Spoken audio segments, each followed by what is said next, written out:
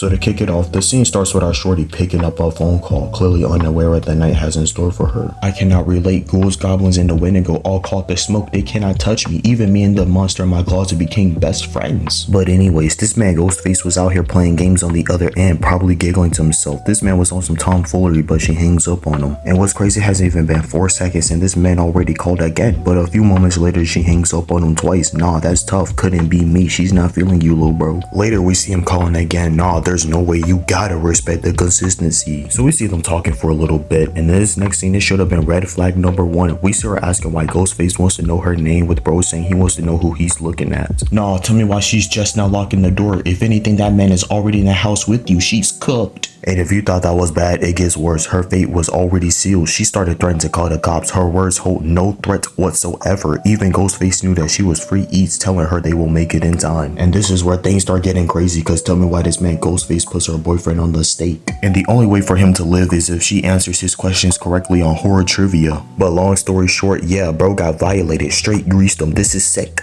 Eventually, Ghostface is already in the house, and now I'm crying. He's running around like a cartoon character as our girl leaves the house. But hold on, this is going way too good for her. And the moment she peeks her head out, it was GG. Bro turned feral, started breaking through the glass with the shorty punching him as she hits the jets. Gotta get up out of there. Eventually, he catches up to her. She stood no chance as she gets stabbed. Just when you thought she had enough, no. This man Ghostface started choking her out. What is wrong with you? Probably smirking and biting his lip under his mask, but soon she kicks him off. We see her calling out to her parents, but now that thought of hers is cooked. She ain't saying nothing. Did you see how long he was choking her? This the same look you give yourself when you clap in someone else's cheeks. And yeah, it was over, my boy. We see Ghostface coming back for a second as he stabs her again. Even got our parents listening on the other end. This is sickening. I can't even watch this. Someone come save her. Eventually, her parents come out and see their daughter hung on a tree. This is horrendous. We fast forward a little bit to the next day where we see the news reporters and the police themselves posted outside with Sidney and Tatum already concerned. A few moments later, we see Sidney getting questioned by the goat Dewey. Nah, look at the desk. Not a single food in sight. She gave the information away for the free skis. She's just doing this for the love of the game. Ain't no way. But who knows what's going on in these Scream franchise streets, from serial killers to people giving information out for free. We don't know what's lurking around in the 7th film. Best believe I'm all for it. I'm leaving with something trust. We cut to our main characters outside, and tell me why this man Stu was already talking crazy. Bro was being specific on how to carve someone up. Nah, someone watch this man. That's the scene when Monroe was living in a cave kidnapping kids, turned bro a straight slave. Later we see Sidney at home, and nah, tell me why they was making every part suspenseful. Got me thinking a jump scare was about to happen. They really edged us. So that night we see her getting a phone call with Ghostface, and now he started playing games with her. Got her asking where he is. Bro, this isn't hide and seek. Tighten up. We see her walking around outside, having the time of her life, thinking everything's a game, a joke. But that's when Ghostface started moving so wicked, asking her does she want to join her mother in the afterlife. That's so diabolical. You had no reason to do that. We see Sidney running back into the house as Ghostface runs out the closet towards her. But nah, we really gotta go back. I'm so sick. Tell me why this man politely let himself in the house just to do this. And no, I cannot move on from this. Sidney, you're not safe. We see her walking past the closet that Ghostface is clearly hiding in. We see them both having a conversation. And you mean to tell me that she didn't hear this man on the other side? That's crazy. But to chalk it up, there are 2 killers present here, so I'ma let it slide. So what I said just now is irrelevant. Just like French Montana's music career, no one even watches him. But yeah, we see Ghostface coming out the closet to attack Sidney. Hold on, you must got too much dip on your chip because she weaves out the way. That's an easy layup. Free buckets like Costco free samples. We see Ghostface throwing her to the ground as Sidney trips him. Nah, they really throwing that hands. The fade, the smoke, the squabbles, the squibbles, straight bombard. Got her running upstairs to her room as she texts the police somehow on this computer. Keep in mind, these were the 90s. She's typing on a brick. To be honest, this takes me back. I used to be playing Super Mario 64, NES, Mappy, Road Fighter, Wonder Rabbit, and Police vs. Thief. Some of you whippersnappers and tic-tackers don't know nothing about these games. I be cooking with them pixels, giving the CPU a run for their money, full court press.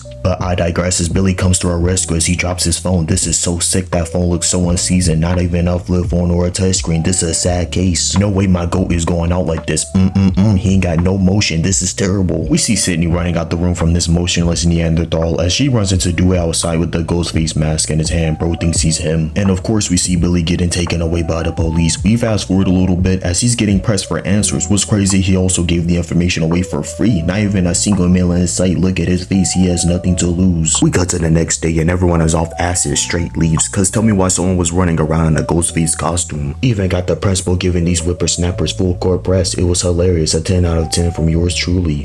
We see Sidney in the restroom hella paranoid. It got to the point she started hearing things that got on the floor. Nah, who knows what unknown fluids and living species is on that floor, but I digress as we see Ghostface come out from one of the stalls trying to attack her, but she easily sliced past him. Look at that form hitting all angles, never seen her do that before, as she escapes. We cut back to the principal out here hearing things too. Now I'm crying. If you see the killer coming after a C-tier bystander, you know I'm concerned. Man so scared he started checking the closet, getting scared by his own reflection. He stood no chance. We see him closing the door as Ghostface starts greasing, bro. This man Ghostface is out here catching bodies, skipped school and everything. He rather kill than getting an education. Get this off my screen. But nah, he started stabbing crazy. Talk about the definition of overkill. That's the same as the sun beaming down on KSI's forehead. Talk about a weapon of mass destruction. But hold on, look at the sparkles on his robes. Look at that luster. Looking like he sprinkled some VVS's on his suit. That's a free flick. I already got mine. Call me VVS Super Emerald Cartiers on me and everything. This is going on the gram, trust. We cut to everyone at the function, beer in hand. Keep in mind, these are high schoolers. They ain't making it no way. Later we see Tatum walking in this garage to get more alcohol, already shaking in her boots. Ain't nothing happened yet. So she starts walking towards the garage door as Ghostface closes it. This woman is crazy. She's up in here having a whole conversation with this psycho. We see him up in the metal, cutting her arm, up in here hitting him with a freezer door as she runs away. It got crazy when she started throwing beer at Ghostface, might go getting washed. So Tatum starts crawling out of the doggy door, and yeah,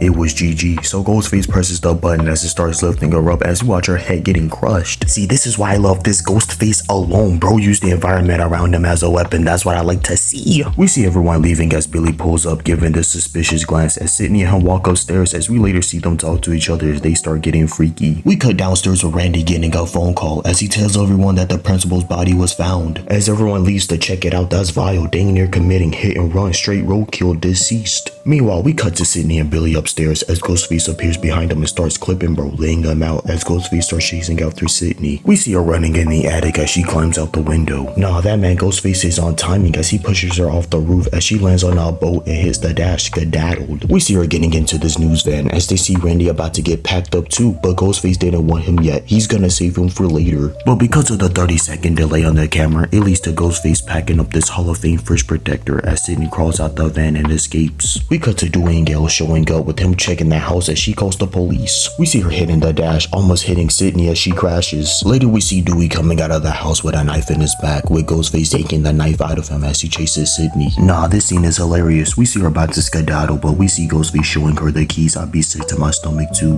We see her running back into the house as she points the blick at Randy and Stu, but closes the door.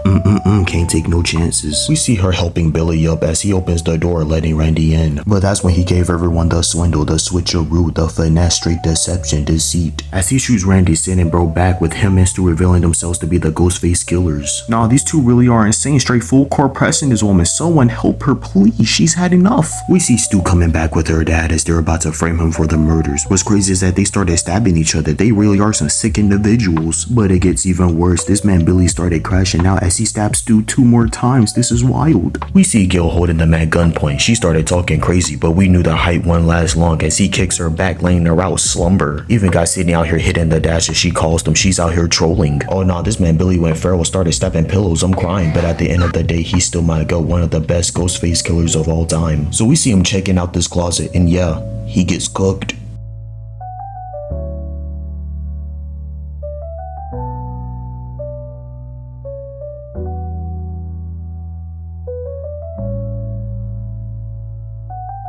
We see Stu coming back in for the fade, the smoke, and punches her as they both go falling to the floor again, with her hitting him with a vase and slams a TV on his head, laying him out for the count. Even got Billy coming back in for seconds with Gail laying him out. What's crazy is how he got right back up as Sidney lands the killing blow. We cut to the next day as we see our survivors living to see another day. Also, a little side note, on my last video, some of y'all wanted me to cover more Scream and Jason videos. No worries, I'm cooking them up. Trust, straight 5-star meals. VBS signing out.